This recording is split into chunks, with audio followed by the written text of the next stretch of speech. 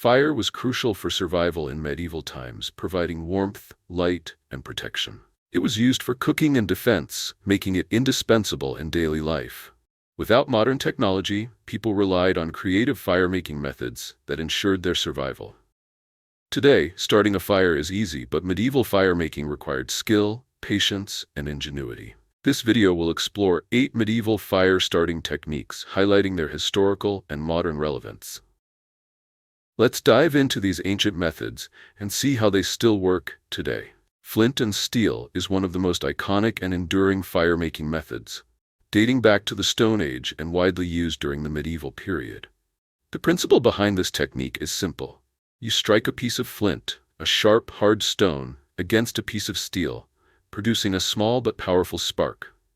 These sparks are then caught on a piece of tinder, often charred cloth, dry grass, or other finely shredded plant materials. Once the tinder catches fire, you can carefully build a larger flame. In medieval times, flint and steel were essential tools in everyday life. People carried small fire-starting kits that included these materials, using them not only for starting fires for warmth and cooking, but also for lighting torches and signaling. The great advantage of this method was that it could work in a variety of conditions, including wet or damp environments, where other fire-starting methods might fail. The key to success with flint and steel is having dry and fine tinder that can catch the spark quickly. The process seems simple enough, but it requires precision and practice to get the right angle and force for the strike. With flint and steel, you are essentially creating a controlled version of the lightning strike, a spark that can be harnessed to create life-saving fire. Today, even in our age of modern fire starters, flint and steel is still considered a reliable and vital skill, especially in survival situations. Survivalists often prefer it because it doesn't rely on matches, which can be rendered useless in wet or windy conditions. The method has a certain charm, almost like connecting with the past, knowing that the same tool used by medieval people can still serve its purpose today. Next, let's explore a more primitive and labor-intensive method: fire ploughing. This technique, which dates back to ancient times, relies solely on friction to create fire. The idea behind fire ploughing is simple. Scrape a hard, dry stick along a groove carved into a flat, dry wooden surface. The friction between the two surfaces generates heat, and with enough effort, this heat builds up until it's hot enough to create a small ember, which can then be used to start a fire. While the method might sound simple, it requires a great deal of physical effort and patience, making it one of the more demanding fire-starting techniques. In the medieval world, fire ploughing would often be used when other more traditional methods, like flint and steel, weren't available or didn't work.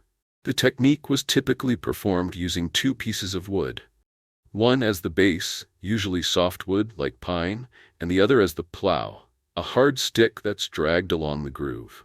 As the stick is moved along the groove in the wood, the friction generates heat, and with consistent movement, it can cause a small ember to form.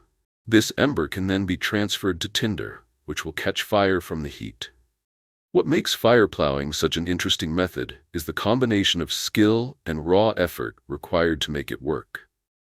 Unlike flint and steel, where you're relying on a precise strike to create a spark, fire ploughing demands endurance.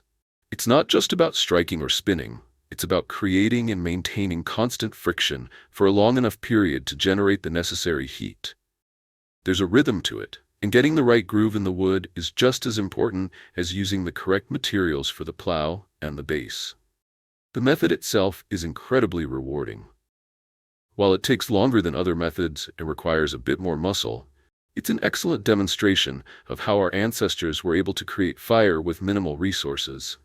In survival situations, it teaches you that ingenuity can overcome the limitations of technology, and even the simplest tools can be effective when used correctly. However, it does take some practice to get the technique right. Today, fire ploughing is largely a historical curiosity. While it's not commonly used by modern survivalists, since other methods like the bow drill are more efficient, it's still a valuable skill to learn, especially for those interested in primitive skills or historical reenactments. There's something deeply satisfying about creating fire in this way. It's raw, it's primal, and it forces you to really connect with the natural world around you. Let me show you how to do it. I'll carve a groove in some dry wood and use a stick to create friction. It's going to take a bit of effort, but when the ember finally forms, it's all worth it. This method might be physically challenging, but it's also one of the most elemental ways of starting fire, using nothing but raw human effort and the materials at hand. It's a method that has been used by countless cultures throughout history and is a great reminder of how humans once depended on their skills and the land itself for survival. Now, let's move on to one of the most famous fire-starting methods from medieval times: the bow drill. The bow drill is an advanced form of friction fire, and it's often regarded as one of the most effective ways to create fire without modern tools. The principle behind the bow drill is relatively simple, but it requires a good understanding of the materials and technique to master. Essentially, it involves using a bow to rotate a spindle against a fireboard, creating friction and generating heat, which leads to the creation of a small ember. The bow drill setup consists of 4 key parts: the bow, the spindle, the fireboard, and the hearth. The bow itself is typically made of a flexible piece of wood with a cord or string tied between its ends. The spindle is a straight, pointed stick, usually made from hardwood, and it's placed in a small depression on the fireboard, which is often a softer wood. The bow is used to spin the spindle, and as the spindle rotates rapidly against the fireboard, friction is created, building heat. After a minute or so, with consistent pressure and movement, you'll see smoke begin to form, and the friction will create an ember in the hearth. Once the ember forms, it can be transferred to tinder to start the fire. The key to success with the bow drill is ensuring that each part of the setup is made from the right materials. The fireboard needs to be made from a soft, dry wood, while the spindle should be made of a harder, dense wood to withstand the friction. The cord on the bow should also be just tight enough to maintain tension without making the bow too difficult to use. It's a delicate balance, and every element must be just right for the bow drill to work. While the bow drill is an extremely effective method, it does require practice and patience to master. It's not something that can be done easily on your first try. It takes time to learn how to create the right amount of friction and maintain the proper speed. It's also physically demanding, as you need to maintain a steady rhythm and consistent pressure while using the bow. However, once you've mastered the technique, the satisfaction of starting a fire with nothing but wood and string is hard to beat. In the medieval world, the bow drill was essential for survival. It was the fire-starting tool of choice for many people, especially in the wild, and it allowed them to create fire without relying on external sources like flint or pyrite. Today, it's still widely used by bushcrafters, survivalists, and those interested in primitive skills. There's a reason why the bow drill has withstood the test of time. It's incredibly effective, and it teaches you to rely on your skill and understanding of the materials around you.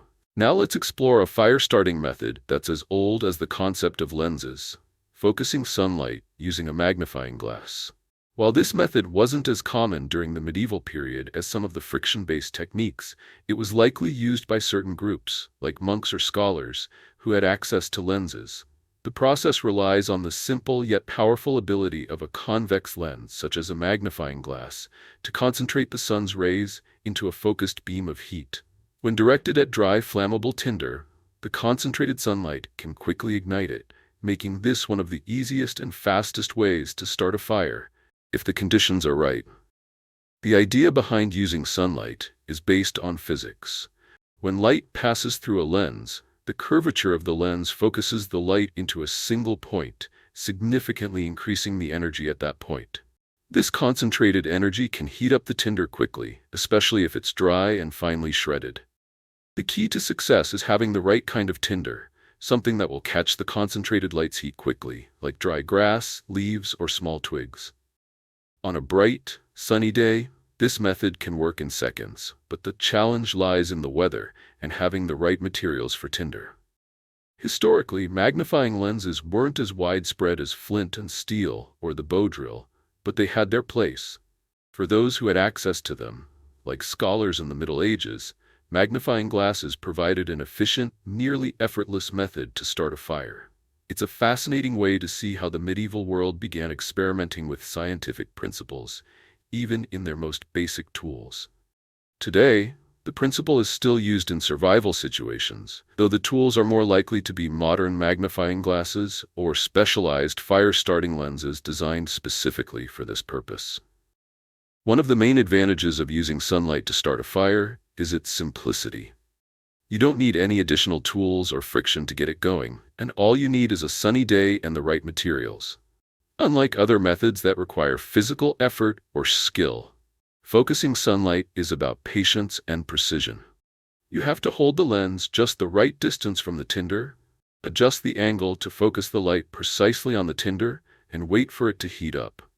In a survival situation, however, relying on sunlight can be a gamble. It requires a clear, sunny sky and dry tinder, both of which may not be available when you need them most. So while it's a fantastic method when the conditions are favorable, it's not a fail-proof solution. But in the right circumstances, it's one of the easiest and most effective ways to start a fire, requiring little more than a simple lens and the power of the sun. The hand drill method is a simpler and more direct version of the bow drill, yet it's just as effective when done properly. This ancient technique involves using a spindle and a fireboard. But unlike the bow drill, the spindle is spun by hand rather than by using a bow to generate movement. Essentially, you're creating fire through raw human power and friction alone, making it one of the most primal and challenging methods of fire making. The key to the hand drill method is sustained, consistent pressure and rapid rotation of the spindle on the fireboard. When friction is generated between the two, heat begins to build up, eventually creating enough heat to form an ember. In terms of materials, the fireboard should be made from softwood, like pine or cedar, while the spindle should be made from a harder wood, like willow or oak. The friction between the spindle and the fireboard generates enough heat to create small particles of wood that begin to smolder, forming an ember that can be transferred to tinder. While it may sound straightforward, the hand drill method requires a significant amount of physical stamina and technique.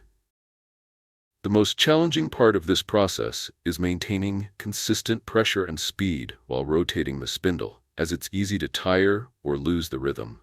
A successful hand drill fire requires focus, patience, and a bit of practice, but once you master it, the feeling of creating fire with nothing but your hands is incredibly rewarding.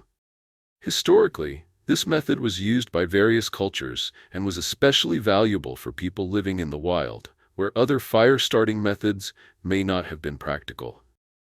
In medieval times, the hand drill was a reliable tool for creating fire, particularly when flint or other more advanced methods weren't available. It was a skill passed down through generations, often learned by trial and error, and was essential for survival in remote or harsh environments. Today, the hand drill method is still a popular fire-starting technique for survivalists and outdoor enthusiasts who want to connect with ancient skills and rely on raw human ingenuity. While modern tools like lighters and matches have replaced the hand drill in everyday life, learning this technique can still be incredibly valuable for anyone interested in primitive survival methods. The hand drill is, in many ways, a test of endurance and mental focus, as it requires both physical strength and mental clarity to maintain the speed and pressure necessary for success. While it may not be the most efficient method for a quick fire, the hand drill offers a deep sense of accomplishment when it works. There's something deeply satisfying about creating fire through pure effort, knowing that you're using the same technique that people used thousands of years ago. It's one of those ancient skills that can still prove useful in a survival situation, and it teaches you to trust your instincts, your endurance, and your connection to the natural world. In medieval times, starting a fire wasn't always about relying on raw friction or sparks. Sometimes, the key was preparation. That's where the tinderbox came in. A tinderbox was a small, compact container that held pre-charred tinder, which was essential for creating a fire in damp or wet conditions. The concept behind the tinderbox was simple. It stored tinder that had already been partially burned, so all you had to do was spark it or apply heat to get it going. This was particularly valuable during the colder months when tinder could become damp, and traditional methods of fire starting, like striking flint or using a bow drill, might be less effective. The process of making a tinderbox was straightforward. People would gather plant material, typically something fibrous and highly flammable, such as dried moss, bark, or grass, and char it by exposing it to controlled heat, such as from a small fire. Charring the material removes most of its moisture, making it highly combustible when exposed to a spark or small flame. This charred tinder would then be carefully stored in a small box, often made of metal or wood, where it could be kept dry and easily accessed when needed.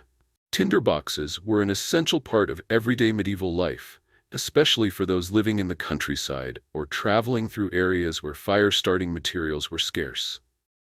Having a pre-prepared, ready-to-use tinderbox meant you could start a fire quickly, even in difficult conditions.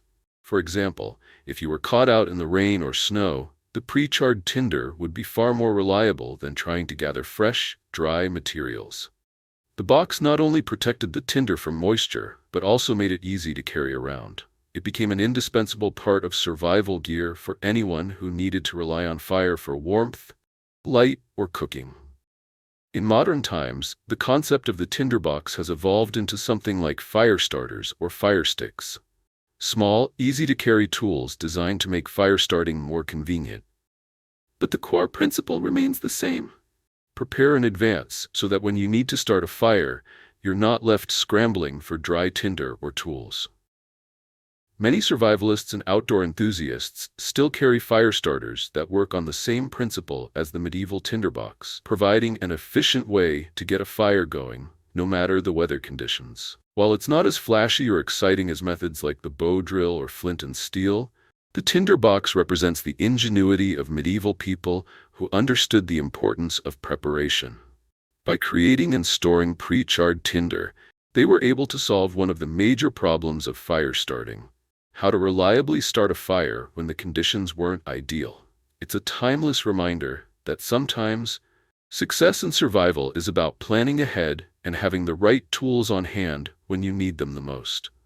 Today, a modern version of the tinderbox still holds value for anyone who might find themselves in an emergency situation or just exploring the wilderness. Another fascinating medieval fire-starting method is the use of pyrite, a mineral commonly known as fool's gold. Pyrite was prized in the past for its ability to create sparks when struck against metal, making it an excellent tool for firemaking.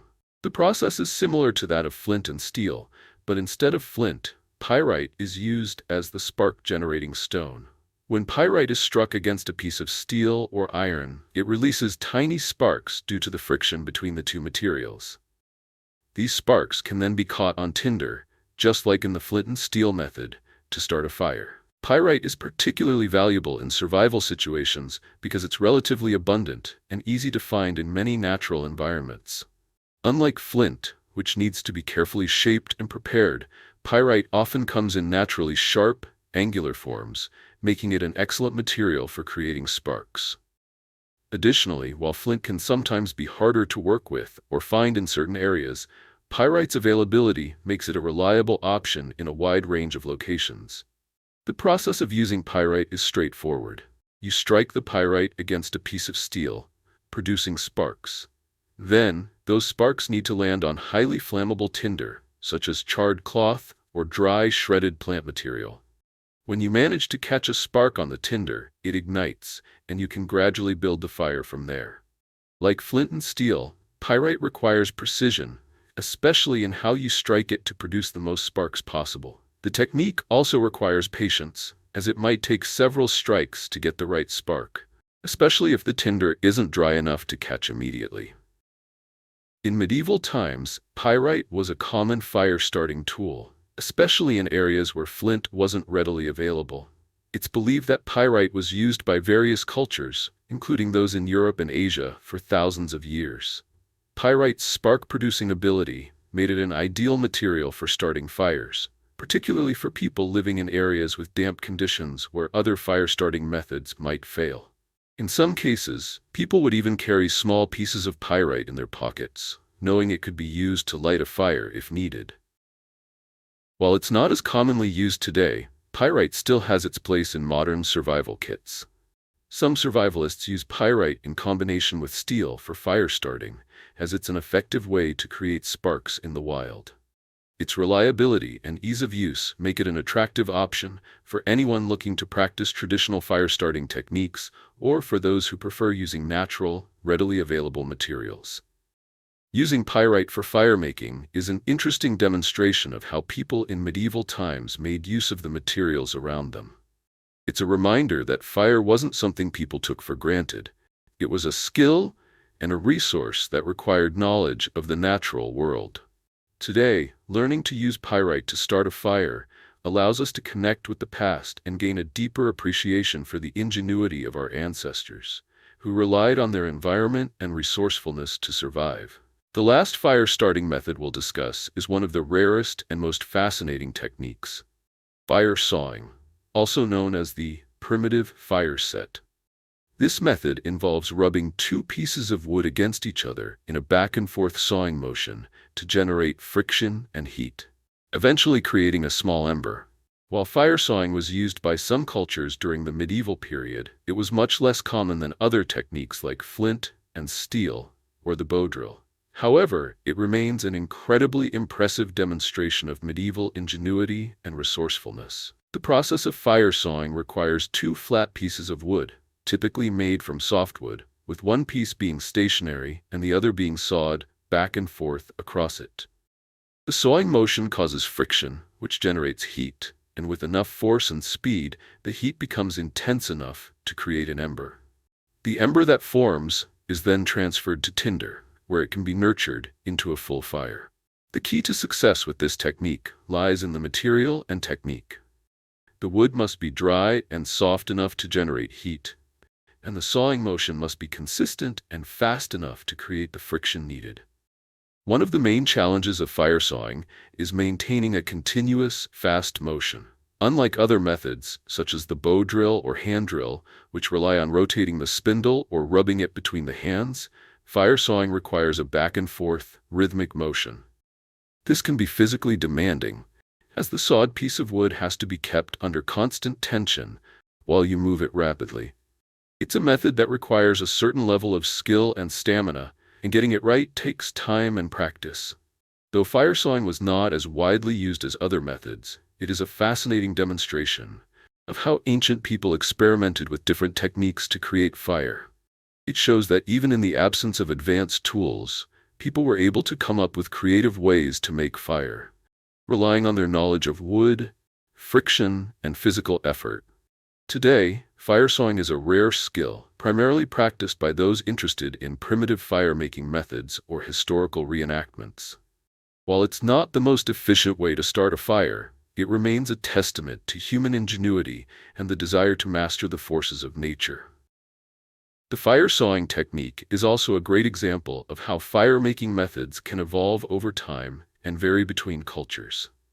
While it may not be a widely used survival method today, fire sawing offers a unique challenge and can be an interesting addition to any bushcraft enthusiast toolkit. It's a reminder that fire-making, no matter how it's done, is more than just a practical skill. It's an art that connects us to our ancestors and the timeless human drive to harness nature's power for survival. This rare technique is a true testament to the resourcefulness and perseverance of medieval people.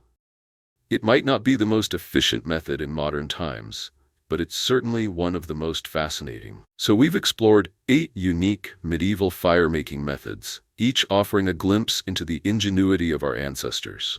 From the tried-and-true flint and steel to the physical endurance of the hand drill and fire ploughing, these techniques were all vital for survival in a world without modern conveniences. These methods didn't just provide warmth and light, they were tools of survival, of sustenance, and of protection in an often harsh and unpredictable world. What's truly fascinating is how many of these methods have stood the test of time. While we might take a simple lighter for granted today, people in the past had to rely on skill, patience, and a deep understanding of the materials available to them in nature. They didn't have the luxury of matches or butane lighters, and so they developed clever ways to create fire. Methods that are just as effective today in survival situations as they were hundreds of years ago. Whether it's using the sun's energy through a magnifying glass or the raw force of friction through the bow drill, these ancient techniques still offer valuable lessons in resourcefulness and perseverance. The survival skills we've discussed today, while historical, remain relevant in modern times for anyone interested in outdoor adventures or bushcraft. They teach us that fire making is not just about the spark, but about understanding nature, adapting to your surroundings, and using what's available to you in the wild. Whether you're in a wilderness survival situation or simply interested in learning primitive skills, these methods connect us to our past in a way that's both practical and humbling. So, the next time you find yourself outdoors or exploring the unknown, why not challenge yourself to try one of these fire-making methods? You might just be surprised at how effective they are and how satisfying it is to ignite a flame the old-fashioned way. Who knows?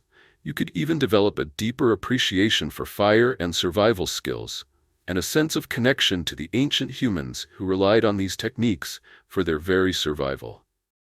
Remember, fire is not just a tool. It's a symbol of human ingenuity and our ability to adapt. Thanks for joining me on this journey through medieval fire-making methods. Be sure to subscribe, and let me know in the comments which fire-making method you'd like to try first. Stay safe, and don't forget to respect the power of fire, because, as history shows us, it can both give and take away.